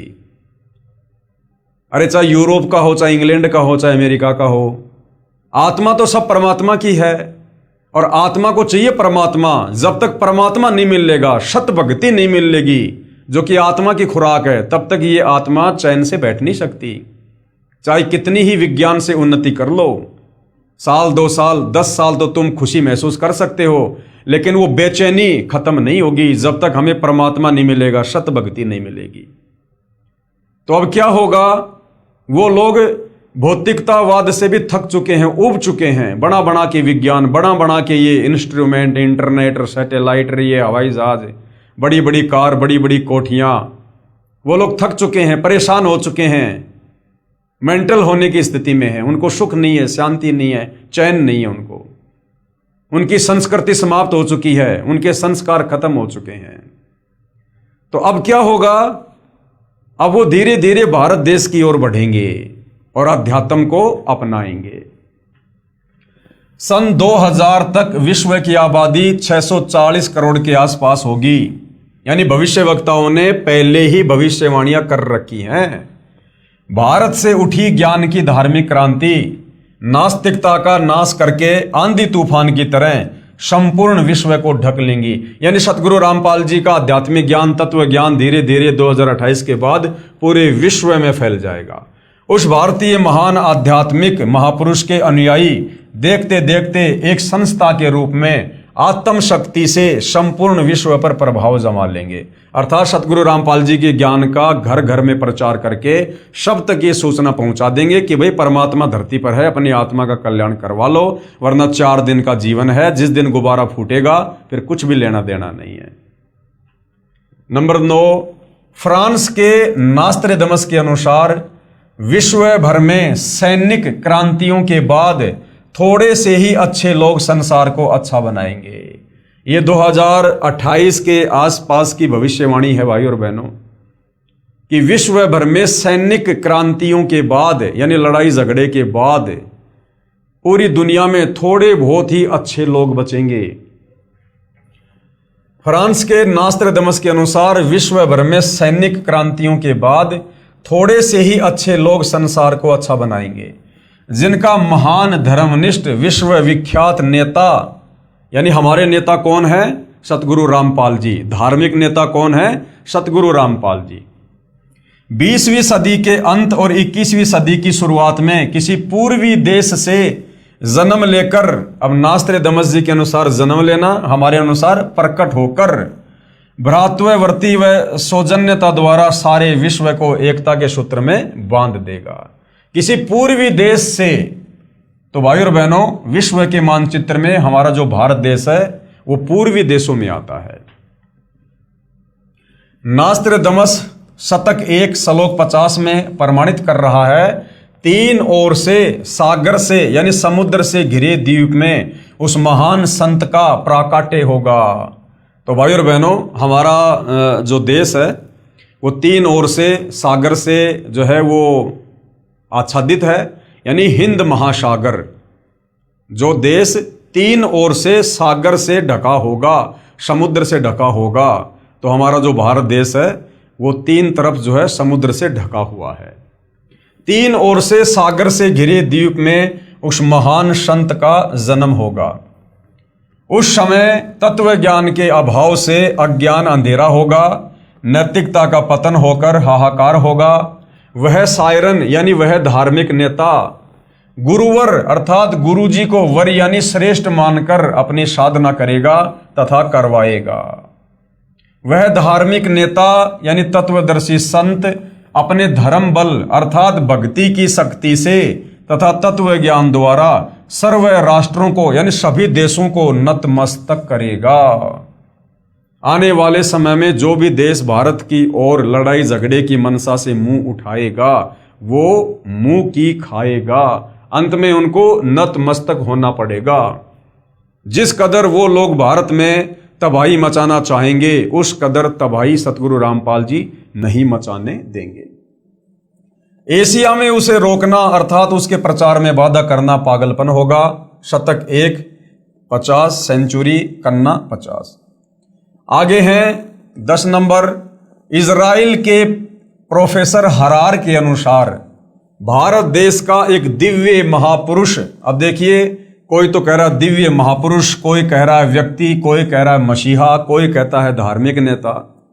तो ये भविष्य वक्ता भाई और बहनों, कुछ तो इनको भविष्य के जो है दर्शन होते हैं, कुछ फिर ये अपनी थोड़ी बहुत अटकलबाजी लगा देते हैं, क्योंकि ये बेचारे आध्यात्मिक ज्ञान से अपरिचित होते हैं, जिस कारण से इनको नहीं पता होता है कि परमात्मा प्रकट होता है या जन्म लेता है या परमात्मा कौन है कैसा है, इनको नहीं पता होता है। भारत देश का एक दिव्य महापुरुष मानवतावादी विचारों से सन 2000 ईस्वी से पहले यानी 1994 से सन 2000 तक आध्यात्मिक क्रांति की जड़ें मजबूत कर लेगा। यानी सूक्ष्म वेद पर सन 1994 से 1999 तक सत्संग करके और काफी आत्माओं को जगा देगा। वह सारे विश्व को उनके विचार सुनने को बाध्य होना पड़ेगा और आने वाले समय में पूरा विश्व उनके सत्संग सुनेगा, बाध्य होना पड़ेगा, मजबूरी में सुनेंगे लोग, क्योंकि दूसरा कोई विकल्प नहीं होगा। आने वाले समय में 2028 तक लोगों को अपनी जान बचाने के लिए धरती पर कोई दूसरा समाधान नजर नहीं आएगा। ये देवी देवता, ये मंदिर चर्च गुरुद्वारे, ये कुछ भी काम नहीं आएंगे। ये पत्थरों के देव महादेव ये नहीं बचा पाएंगे। तो सतगुरु रामपाल जी ही अंत में एकमात्र विकल्प होंगे। तो मजबूरन फिर लोगों को सतगुरु रामपाल जी के शरण में आना पड़ेगा। सारे विश्व को उनके विचार सुनने को बाध्य होना पड़ेगा। भारत के अधिकतर राज्यों में राष्ट्रपति शासन होगा। ये 2028 के आसपास के लिए भविष्यवाणी है। ये भारत देश के अधिकतर राज्यों का मतलब है भारत देश के जितने भी स्टेट हैं उनमें से ज्यादातर स्टेट में राष्ट्रपति शासन लगेगा, आर्मी शासन लगेगा, इमरजेंसी लगेगी। भारत के अधिकतर राज्यों में राष्ट्रपति शासन होगा, पर बाद में नेतृत्व धर्मनिष्ठ वीर लोगों पर होगा जो एक धार्मिक संगठन के आश्रित होंगे। और ये भारत देश के जो राजनेता हैं, मंत्री, प्रधानमंत्री, राष्ट्रपति, ये हाथ खड़े कर देंगे आने वाले समय में। और उसके बाद सतगुरु रामपाल जी के भक्तों के हाथों में भारत देश की कमान होगी। और जैसा सतगुरु रामपाल जी कहेंगे उसके बाद वैसा ही वो भगत करेंगे, जिससे फिर पूरे विश्व में धीरे धीरे धीरे धीरे शांति की स्थापना होगी। नंबर 11, नॉर्वे के श्री आनंदाचार्य की भविष्यवाणी के अनुसार सन 1998 के बाद एक शक्तिशाली धार्मिक संस्था भारत में प्रकाश में आएगी, जिसके स्वामी यानी जिसके मालिक एक गृहस्थ महापुरुष की आचार संहिता का पालन संपूर्ण विश्व करेगा। धीरे धीरे भारत औद्योगिक, धार्मिक और आर्थिक दृष्टि से विश्व का नेतृत्व करेगा और उसका विज्ञान यानी आध्यात्मिक तत्व ज्ञान ही पूरे विश्व को मान्य होगा। यानी आने वाले समय में हमारा भारत देश विश्व के सर्व राष्ट्रों में सर्वोपरि होगा, जगत गुरु होगा, धर्म गुरु होगा, विश्व गुरु होगा और सर्व संपन्न देश होगा, केवल सतगुरु रामपाल जी के प्रयास से, इस भक्ति के चलते। उपरोक्त भविष्यवाणियों के अनुसार ही आज विश्व में घटनाएं घट रही हैं। युग परिवर्तन प्रकृति का अटल सिद्धांत है। ध्यान से पढ़ लो भाई और बहनों। जो युग परिवर्तन जिसका निर्धारित समय सतगुरु रामपाल जी ने इसी पुस्तक में आगे सन 1905 से लेकर 1928 तक अन्य भविष्य वक्ताओं से रखवा दिया है। तो यहां पर क्या कहा जा रहा है कि वो युग परिवर्तन प्रकृति का अटल सिद्धांत है। यानी ये युग परिवर्तन वर्तमान में भी होके रहेगा। और जब जब युग परिवर्तन होता है भयंकर त्राहिमाम होता है। वैदिक दर्शन के अनुसार 4 युगों सतयुग, त्रेता युग, द्वापर और कलयुग की व्यवस्था है। जब पृथ्वी पर पापियों का एक छत्र साम्राज्य हो जाता है, आज हो गया भाई और बहनों, आज इन राजनेताओं का और इन पूंजीपतियों का एक छत्र साम्राज्य है। गरीब आदमी की कोई वैल्यू नहीं है, ना उसकी इज्जत सुरक्षित है, ना उसका धन सुरक्षित है, ना उसका धंधा सुरक्षित है। तो भाई और बहनों, अब वो समय आ गया है, धरती पर अधर्म और पाप बढ़ चुका है। और थोड़ी बहुत शांति जो आप महसूस कर रहे हो, ये सतगुरु रामपाल जी के पावन चरण कमलों के द्वारा है, वरना अब तक तो यहां पर महाविनाश हो जाना था। जब पृथ्वी पर पापियों का एक छत्र साम्राज्य हो जाता है तब क्या होता है? ध्यान से सुनो भाई और बहनों, हम भक्तों के लिए बहुत ही विशेष टॉपिक है। जब पृथ्वी पर पापियों का एक छत्र साम्राज्य हो जाता है तब भगवान कौन? परमात्मा कबीर देव पृथ्वी पर मानव रूप में प्रकट होता है। सतलोक से किसी को भेजता नहीं है, वो परमात्मा स्वयं धरती पर मानव रूप में प्रकट होता है। तो वर्तमान में धरती पर वो परमात्मा कबीर देव एक मानव रूप में सतगुरु रामपाल जी के नाम से स्वयं ही प्रकट है।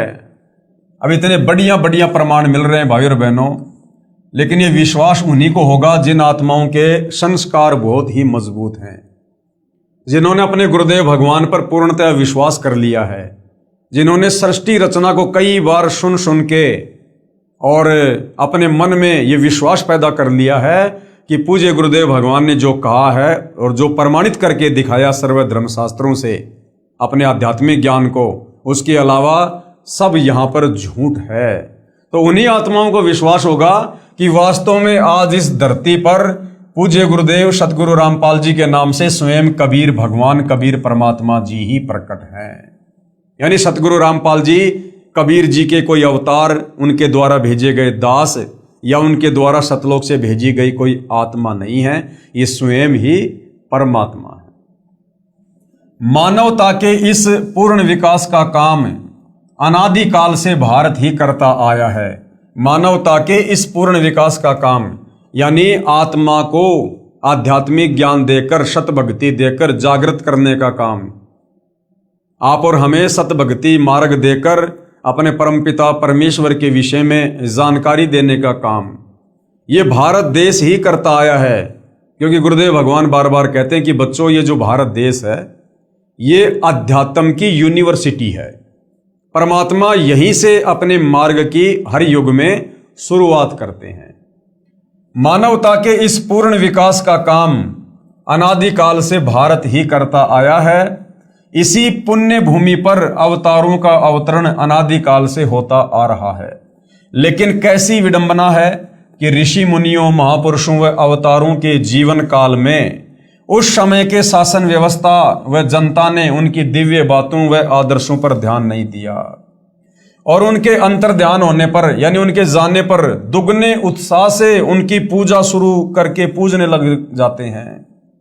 यानी कोई भी महापुरुष जब इस धरती पर प्रकट होता है हम आत्माओं के भले के लिए, हमारे उपकार के लिए, तो उस समय जो वर्तमान समय की शासन व्यवस्था होती है यानी उस समय के जो राजा होते हैं और उस समय की जो जनता होती है, उस समय तो उन महापुरुषों के साथ में वाद विवाद करेगी, लड़ाई झगड़ा करेगी कि तेरे को किसने भगवान बना दिया, भगवान तो निराकार है, तो हमारे जैसा इंसान है, माँ के गर्भ से जन्म लेके आया है।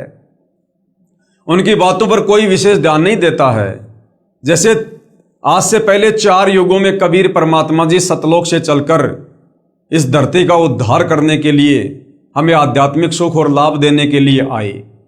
सतयुग में सत सुकृत ऋषि के नाम से आए। मनु ने उनका नाम ही वामदेव रख दिया कि तू तो वेदों के उल्टा ज्ञान दे रहा है। उनकी बातों पर लोगों ने यकीन नहीं किया, विश्वास नहीं किया, वाद विवाद किया।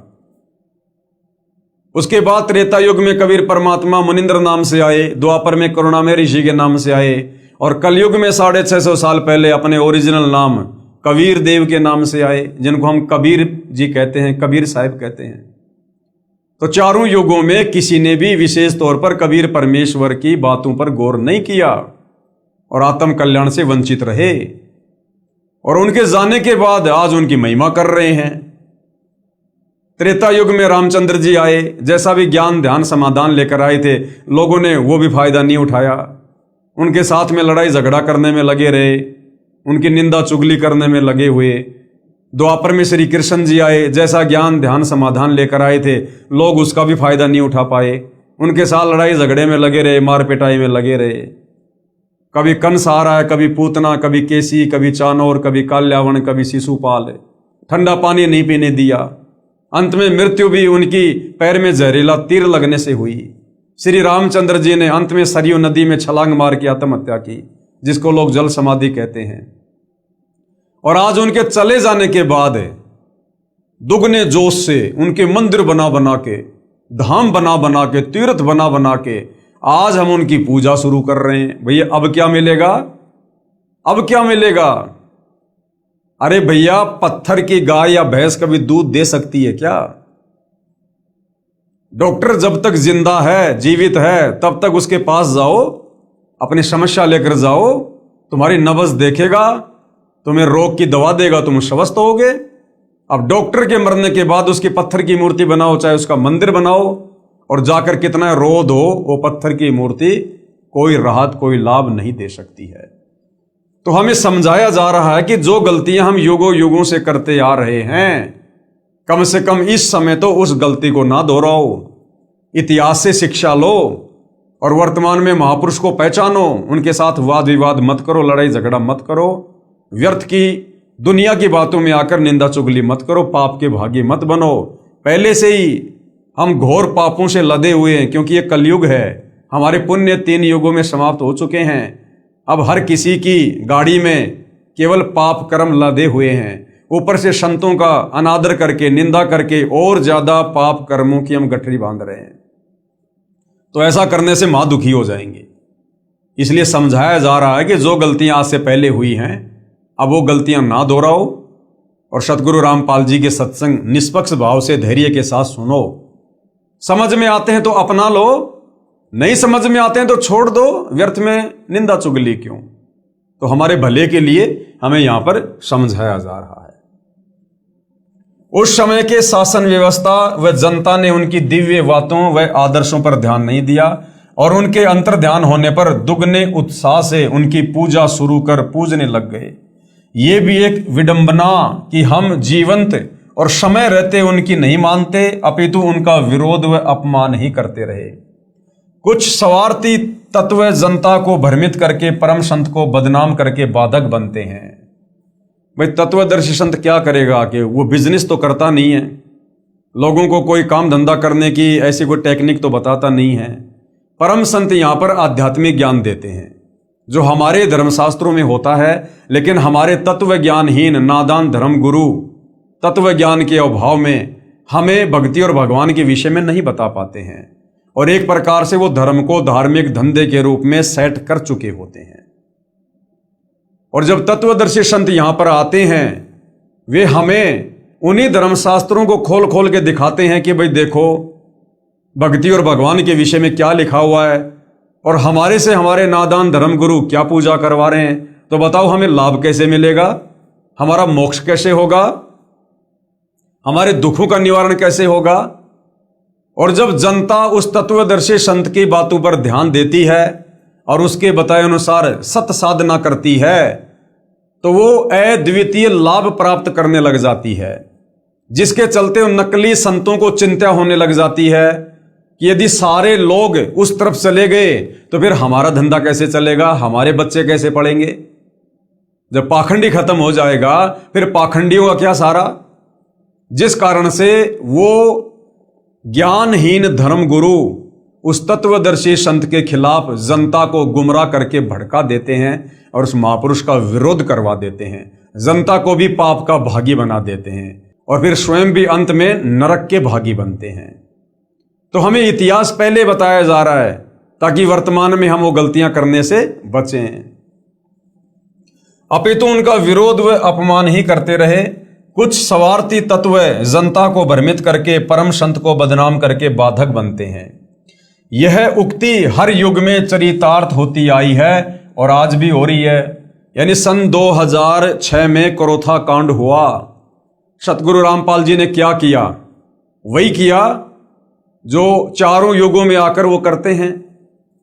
समाज में पहले से जो शास्त्र विरुद्ध ज्ञान का प्रचार प्रसार अज्ञानी काल प्रेरित धर्म गुरुओं के द्वारा जबरदस्त तरीके से कर दिया गया होता है, हर जगह पाखंड पूजा होती है।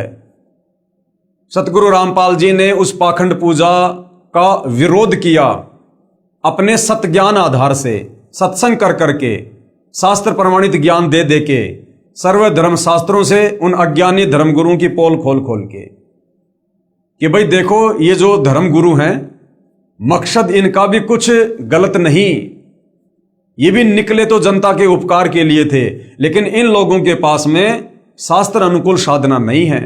ये लोग सृष्टि रचना से अपरिचित हैं, इनको कोई तत्वदर्शी संत नहीं मिला, जिस कारण से ये खुद भी गुमराह हैं और समाज को भी उल्टा मार्गदर्शन दे रहे हैं, विशेषकर अध्यात्म में शास्त्रों के विरुद्ध।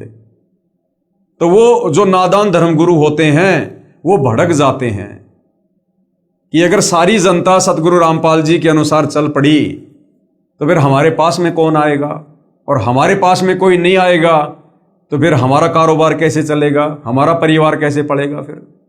जिस कारण से वो स्वार्थी धर्मगुरु जनता को भ्रमित कर देते हैं और जो है उस महापुरुष का विरोध करवा देते हैं। तो भाई और बहनों, सन 2006 में जो करोथा कांड हुआ उसका एक मुख्य कारण ये भी था कि महर्षि दयानंद जी जो आम जनता में महर्षि की उपाधि प्राप्त थे, जबकि उनको वेद ज्ञान बिल्कुल भी नहीं, केवल उनको संस्कृत भाषा का ज्ञान था, उनको तत्व ज्ञान नहीं था, जिस कारण से वो वेदों का निष्कर्ष निकालकर समाज को नहीं दे पाए, नहीं बताए। वो ये नहीं बता पाए कि वास्तव में भगवान कौन है, परमात्मा कौन है, किसकी भक्ति करनी चाहिए, कौन से वो मंत्र हैं जो हमारे शास्त्रों में हैं जिनका हमें जाप करना चाहिए। और वेदों के विरुद्ध व्याख्या समाज को देकर वो चले गए। पूरा समाज उनको महर्षि मानकर उन पर आधारित हो गया।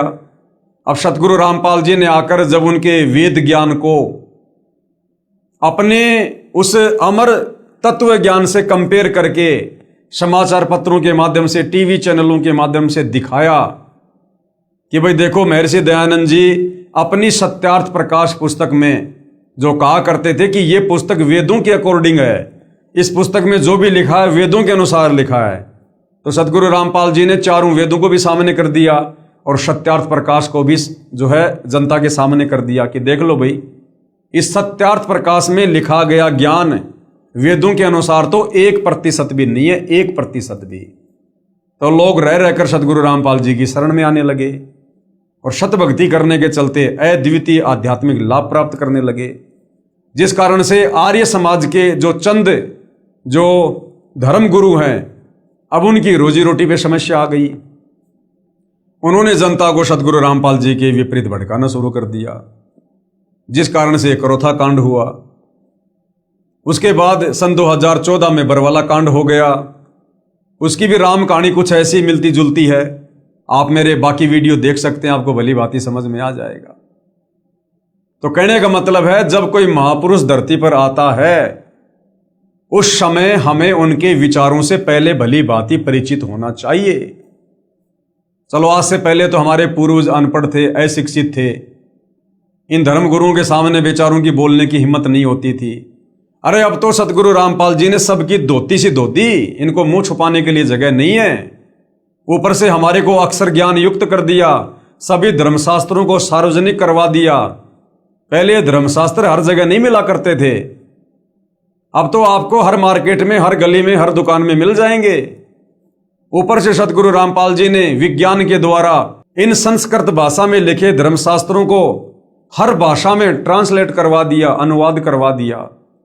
उससे भी बढ़कर उन्होंने जो ये विज्ञान दी है, आप अपनी जेब से मोबाइल निकालिए, गूगल पे जाइए, आपको वेद के किस श्लोक का या गीता के किस अध्याय का आपको अनुवाद समझना है, आप लिखिएगा गूगल पे जाके, 2 मिनट में उसका जिस भाषा में आप चाहेंगे उसी भाषा में उसका जो अनुवाद है आपके सामने होगा। तो इतना सरल कर दिया, इतना आसान कर दिया अध्यात्म को समझना। तो अब तो कम से कम किसी के बहकावे में मत आइए, अब तो कम से कम अपनी बुद्धि विवेक का इस्तेमाल कीजिए। पहले किसी महापुरुष के विचारों से भली भांति परिचित होइए। जब तक आप किसी के सत्संग नहीं सुनेंगे, किसी के विचार नहीं सुनेंगे, आप कैसे निर्णय कर सकते हैं कि कौन सही है और कौन गलत है? तो उसके बाद ही फिर आगे कोई कदम इंसान को उठाना चाहिए, अन्यथा हम पाप के भागी बनते हैं। तो ये गलती कम से कम वर्तमान की जो पीढ़ी है उसने नहीं करनी चाहिए। जो महापुरुष हजारों कष्टों को सहन कर अपनी तपस्या व सत्य पर अडिग रहता है, उसकी बात असत्य नहीं हो सकती। सत्य पर अडिग रहते हुए ईसा मसीह ने अपने शरीर में कीलों की भयंकर पीड़ा झेली। शुक्रात ने जहर का प्याला पिया। श्री राम तथा श्री कृष्ण जी को भी यातनाओं का शिकार होना पड़ा। और ईसा मसीह ने फिर जाते जाते क्या कुछ कहा। ईसा मसीह ने कहा था कि पृथ्वी और आकाश टल सकते हैं, सूर्य का अटल सिद्धांत है, उदय अस्त वो भी निरस्त हो सकता है, लेकिन मेरी बातें कभी झूठी नहीं हो सकती। मेरी बातें कभी झूठी नहीं हो सकती। तो कौन कौन सी वो बातें हैं जो आने वाले युग परिवर्तन के समय में घटित होंगी, उसके ऊपर भी दास ने एक 4 घंटे का वीडियो बाइबल से बना रखा है। आप जी सोशल मीडिया पर जाकर देख सकते हैं। सजनों, यदि आज के करोड़ों मानव उस परम तत्व के ज्ञाता संत को ढूंढकर स्वीकार कर उसके बताए पथा अनुसार अपनी जीवन शैली को सुधार लेंगे तो पूरे विश्व में सद्भावना, आपसी भाईचारा, दया तथा सद्भक्ति का वातावरण हो जाएगा।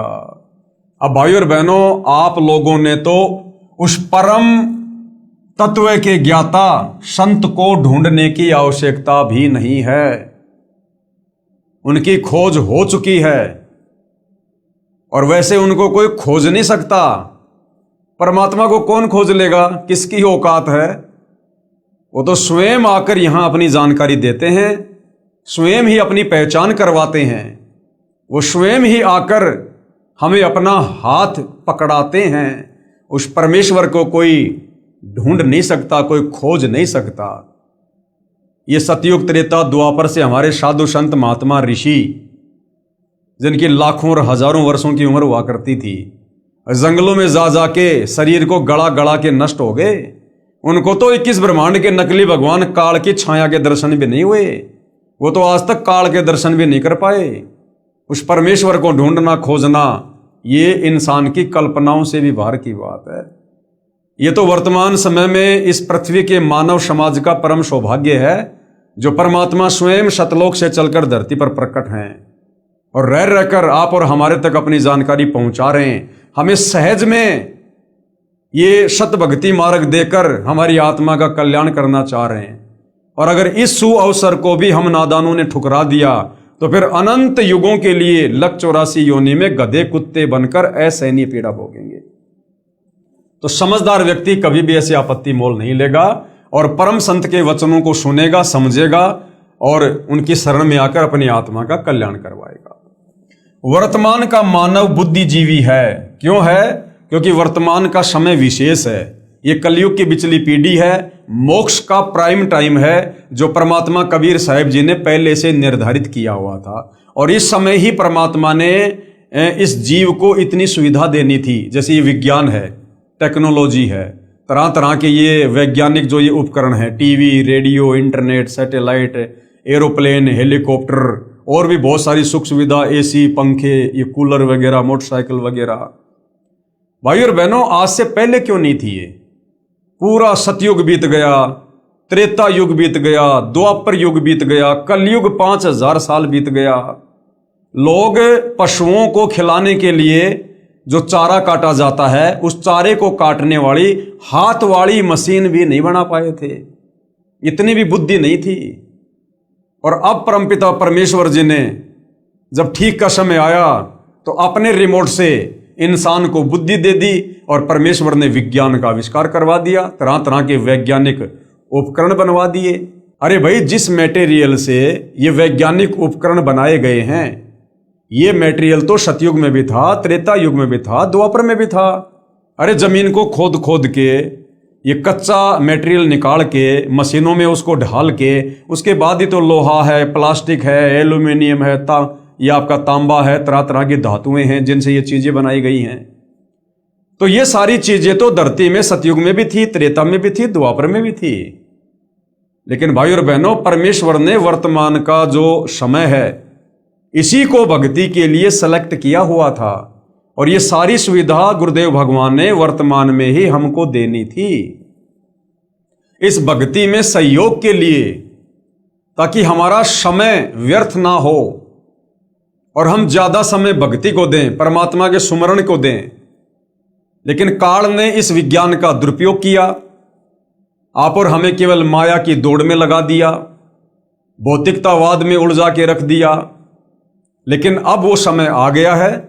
अब कबीर परमेश्वर सतगुरु रामपाल जी के आशीर्वाद से, उनके सत ज्ञान से परिचित होकर अब दुनिया परमेश्वर के द्वारा प्रदान की गई इन तमाम भौतिक वस्तुओं का इस भक्ति मार्ग में सदुपयोग करेगी। तो अब वो समय आया है भाई और बहनों। वर्तमान का मानव बुद्धिजीवी है, इसलिए उस संत के विचारों को अवश्य स्वीकार करेगा तथा धन्य होगा। वह संत है जगत गुरु तत्वदर्शी सतगुरु रामपाल जी महाराज।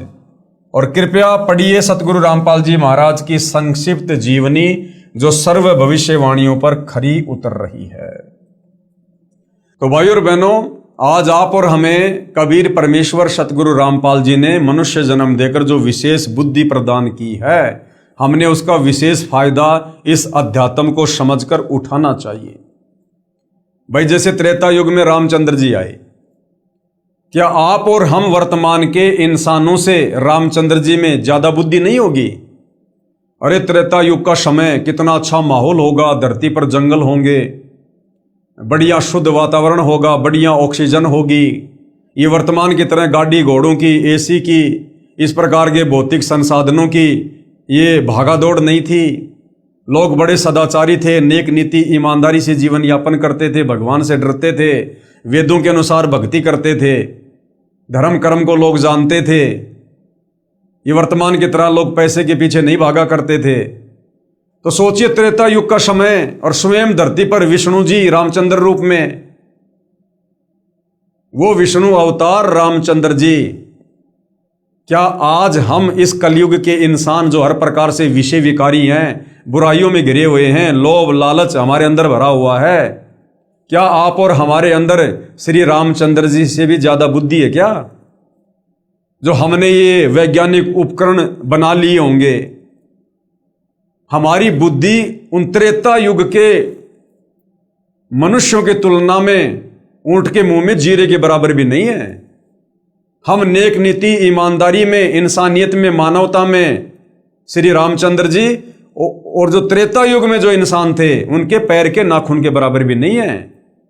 तो फिर वर्तमान का इंसान अपनी बुद्धि से, अपने स्तर से इस विज्ञान को कैसे बना सकता है? कैसे हेलीकॉप्टर बना सकता है? कैसे वायुयान बना सकता है?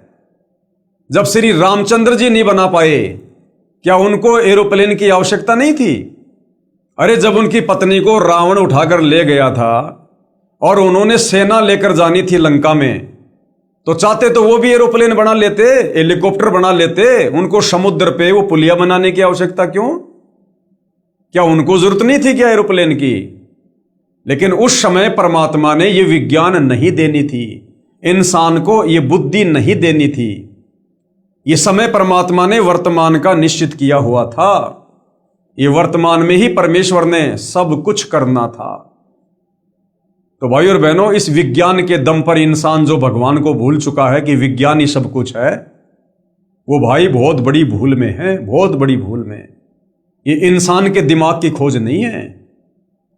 अगर इंसान ने करना होता तो इंसान तो 40 लाख साल से, सतयुग से इसी धरती पर था और बड़े बड़े इंसान, बड़े बड़े महापुरुष, साधु संत महात्मा ऋषि होकर चले गए। वो भी ये उपकरण नहीं बना पाए जो दया परमपिता परमेश्वर ने वर्तमान में इस भक्ति मार्ग में सहयोग के लिए आप और हमें प्रदान की है। इन वैज्ञानिकों को सद्बुद्धि देकर परमात्मा ने जो ये आविष्कार करवाए हैं। कौन परमात्मा? कबीर देव। कौन कबीर देव? वर्तमान में सतगुरु रामपाल जी। तो भाई और बहनों, आज परम पूज्य परमेश्वर सतगुरु रामपाल जी आप और हमारी आत्मा के कल्याण के लिए, हमारे मोक्ष के लिए किसी प्रकार से कोई कमी, कोई कसर नहीं छोड़ रहे हैं। तो आप और हमारी भी जिम्मेदारी बनती है कुछ 2 कदम आगे बढ़ने की, बुद्धि विवेक का इस्तेमाल करने की। पहचानो अपने परमपिता परमेश्वर जी को। इस काल ने हमें जाति और धर्मों की दीवारों में बांध के रख दिया। ये सर्व के तारणहार हैं, सर्व के उद्धारक हैं, सबके शुभ चिंतक हैं, क्योंकि सतगुरु रामपाल जी सर्व सृष्टि के रचयिता हैं। सभी आत्माओं को इन्होंने अपने वचन से उत्पन्न किया था सतलोक में। सृष्टि रचना पढ़ोगे तब आपको समझ में आएगा। तो ये असल में हमारे पिता हैं, हमारी आत्मा के पिता हैं। और यदि हमने इनको इस समय इनके ज्ञान को समझकर ना पहचाना, तो भाई और बहनों, फिर हम लंबे समय के लिए इस काल बलि के 21 ब्रह्मांड में यहीं पर असहनीय कष्ट और पीड़ाओं का सामना करने के लिए छोड़ दिए जाएंगे। आज मनुष्य जन्म में है, ये लक 84 योनियां भोगने के बाद मिलता है ये चोला। मानव जन्म दुर्लभ है, ये मिले न बारंबार, जैसे पेड़ से पत्ता टूट जाए भंवरने लगता डार। हम लक 84 योनियां भोगने के बाद आए इस मनुष्य जन्म में। एक चक्कर लक 84 का काटने के बाद मिलता है, ये परमात्मा का विधान है। कोई ये ना समझे मैं आज राष्ट्रपति हूं, प्रधानमंत्री हूं, गांव का सरपंच हूं, बहुत बड़ा पैसे वाला हूं, मैं बड़ी सेलिब्रिटी हूं, मैं कोई क्रिकेटर हूं, कोई हीरो हूं, तो मैं तो पहले भी ऐसा ही था और मैं तो आगे भी ऐसा ही रहूंगा।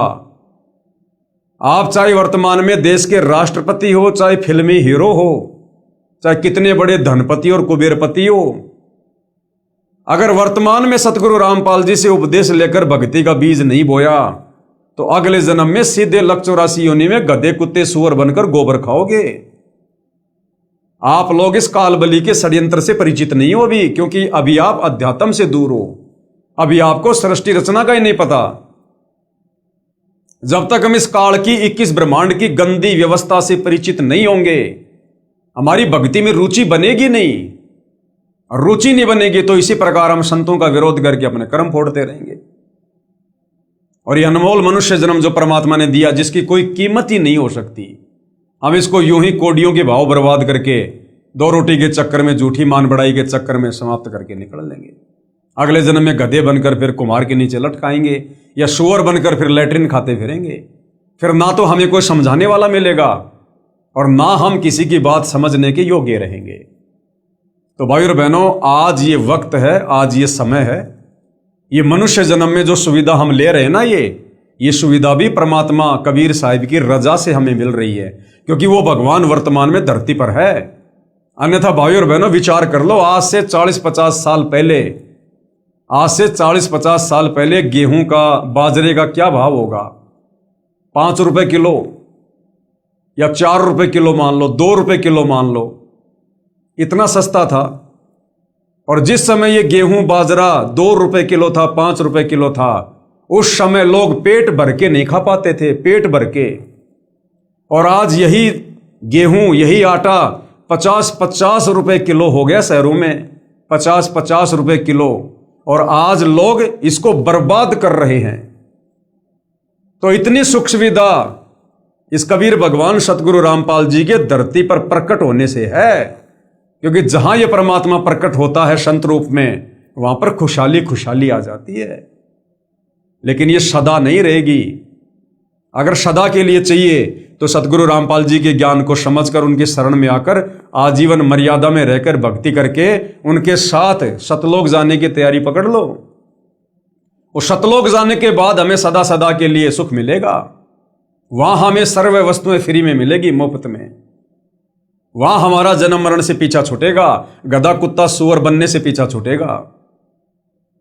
और यदि इस सु अवसर का मनुष्य जन्म प्राप्त करके अध्यात्म से दूर रहकर, इस झूठी मान बढ़ाई, शानो शौकत के चक्कर में, दुनिया के बहकावे में, लोक लाज में, अगर आपने ये सु अवसर गवा दिया, परम संत की संगत नहीं की, गुरुदेव सतगुरु रामपाल जी से उपदेश लेकर भक्ति नहीं की, और आत्मा का कल्याण नहीं हुआ, तो भाई और बहनों, फिर 184 योनियां तैयार हैं।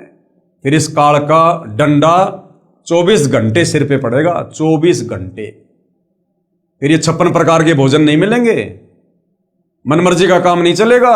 अभी तो जैसे मन में आया, जब चाय पी ली, दूध पी लिया, जूस पी लिया, फल फ्रूट खा लिए, मन में आया घूमने चले गए, फिरने चले गए, पैर में कांटा लग गया, पीड़ा हो गई, बुखार चढ़ गया, जुकाम हो गई, घर वालों को बता दो कि मुझे पेट में दर्द हो रहा है, घर वाले डॉक्टर के पास ले जाएंगे, इलाज करवा लेंगे, आप शांत हो जाओगे। कल को गधे बनेंगे, कुत्ते बनेंगे, बैल बनेंगे, गाय बनेंगे, गधे बनेंगे। अगर पैर में कोई कील चुभ गई ना, मुंह में जुबान भी होगी, हम अपने मालिक को बोलकर बता नहीं पाएंगे कि भाई मेरे पैर में कांटा चुभ गया, कील चुभ गई, दर्द हो रहा है। वो पीछे से मारेगा डंडा कि चल क्यों नहीं रहा। हमें पता है कि पैर में कील चुभ गई, लेकिन हम बता नहीं पाएंगे उसको। इतनी भी हमारे अंदर ये बुद्धि नहीं छोड़ेगा काल 184 योनियों में, और कष्ट पे कष्ट उठाएंगे, कष्ट पे कष्ट। तो भाई और बहनों, जो विशेष सुविधा आज गुरुदेव भगवान ने आप और हमें मनुष्य योनि में दी है, वो बकवाद के लिए नहीं दी, भक्ति के लिए दी है, भक्ति के लिए। और परमेश्वर के इस अनमोल गिफ्ट को यदि हमने सदुपयोग नहीं किया, सत भक्ति नहीं की, तो परमेश्वर फिर बहुत तगड़े तरीके से नाराज होगा, तगड़े तरीके से। और भगवान की नाराजगी का सामना तो ये ब्रह्मा विष्णु महेश भी नहीं कर पाते, बड़े बड़े साधु संत महात्मा ऋषि भी नहीं कर पाते। तो भाई और बहनों, आज सुअवसर है, मौका है, हम तो प्रार्थना कर सकते हैं। वैसे तो आध्यात्मिक लोगों को पागल की श्रेणी में समझा जाता है, लेकिन एक समय में उन पागल लोगों का भी सत्कार होता है। जब द्वापर में श्री सुदामा जी थे, कितने गरीब थे, कितने निर्धन थे, कैसे अपना गुजारा किया करते थे, लोग उनको पागल मूर्ख कहा करते थे। क्या रखा भक्ति में, क्या रखा, कुछ नहीं, तेरी हालत देख, तेरे को क्या दे दिया भगवान ने। आज उस सुदामा की कथाएं घर घर में सुनी जाती है, घर घर में कही जाती है। तो कहने का मतलब है, जब कोई महापुरुष धरती पर होता है ना, उस समय हम उनकी पहचान नहीं कर पाते और हम उनसे फायदा नहीं उठा पाते, और जाने के बाद फिर हम उनके गीत गाते। अब झूठे गीत गाने से क्या मिलेगा? कुछ नहीं मिलेगा। तो आज मौका है, स्वयं कबीर भगवान तत्वदर्शी संत के रूप में, जगत के तारणहार के रूप में, सतगुरु रामपाल जी के नाम से स्वयं धरती पर प्रकट हैं। अरे इनके जाने के बाद तो दुनिया इनकी महिमा करेगी, दुनिया। लेकिन बाद में सूखी महिमा करने से क्या फायदा? फायदा तो इनके शरीर में रहते रहते उठाओ, रहते रहते। बाद में तो केवल सूखी महिमा रह जाएगी, हम मोक्ष से वंचित रह जाएंगे। और मोक्ष के लिए मिला है। तो भाई और बहनों, विचार आप और हमने ही करना पड़ेगा। तो बहुत सारे भविष्य वक्ता हैं जिन्होंने आप और हमारे विश्वास के लिए सतगुरु रामपाल जी को लेकर, वर्तमान समय को लेकर काफी भविष्यवाणियां की हैं। तो आप और हमें विश्वास होना चाहिए और भक्ति मार्ग पर और ज्यादा दृढ़ता आनी चाहिए। जो अभी नए नए हैं उनको भक्ति मार्ग से जुड़ना चाहिए, और जो सतगुरु रामपाल जी से उपदेश लेकर भक्ति मार्ग पर लग चुके हैं उनको दृढ़ हो जाना चाहिए। अगर साक्षात ये काल बलि भी धरती पर किसी संत रूप में प्रकट होकर या किसी सतगुरु रामपाल जी के विरोधी के रूप में प्रकट होकर यदि हमें भ्रमित करने का प्रयास करे, इस भक्ति मार्ग से डगमग प्रयास करे, हमारी कोई मर्यादा तोड़वाने का प्रयास करे, तो हम इतने दृढ़ हों कि उस काल बलि को भी मुंह की खाकर जानी पड़े। तो भाई और बहनों, आप और हमने फायदा उठाना, फायदा इस मनुष्य चोले को सफल करना है। तो भाई और बहनों, आज के ज्ञान गंगा पर बन रहे इस वीडियो में केवल इतना ही। नेक्स्ट वीडियो में हम परम पूज्य परमेश्वर सतपाल जी का जो संक्षिप्त लीला में जीवन है उसके विषय में हम थोड़ी सी जानकारी प्राप्त जो है वो करेंगे। तो आज के वीडियो में केवल इतना ही। गुरुदेव भगवान हम सबको आज्ञा दे, सद्बुद्धि दे, हमारा मार्गदर्शन करे। बंदी छोड़ सतगुरु रामपाल जी परमेश्वर जी की जय हो।